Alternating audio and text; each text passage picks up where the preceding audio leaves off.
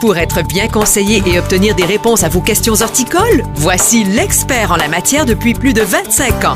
Jean-Pierre Martel du Bio Horticentre. On va parler plantes et jardins, bien sûr, c'est la période à ce temps-ci de l'année. Et quelquefois, ces gens spécialisés ont toujours des noms latins et lui-même a fait ses classes en latin. Jean-Pierre Martel de Bio Horticentre, salut, bonjour. Bonjour. Alors, parle-moi donc de ce nom latin, de cette belle plante. Et que tu étais pour dire, c'était le... Simicifuga. Et voilà. Mais qu'est-ce que c'est, ça? Racemosa. Oui. Je vais en parler parce que c'est une vivace. Donc, on s'entend, une vivace, ça veut dire que c'est la racine qui est vivante.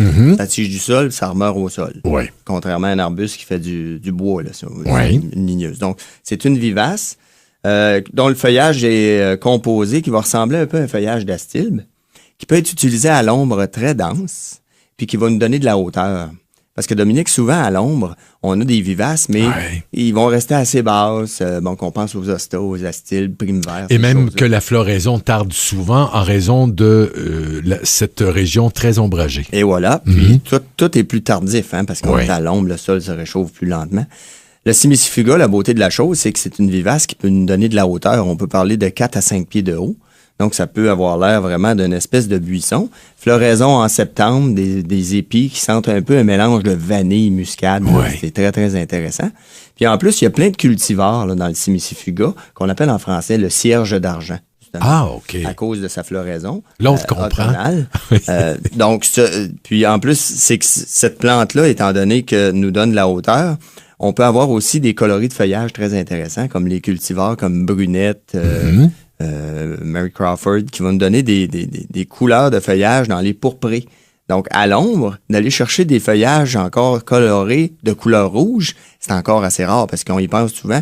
Une plante à feuillage rouge, normalement un arbuste qu'on pense un Physocarpe diabolo, si on le met à l'ombre, il va verdir parce qu'il va se faire un transfert de chlorophylle, justement, pour enlever les anthocyanins, pour aller chercher le maximum là, de lumière.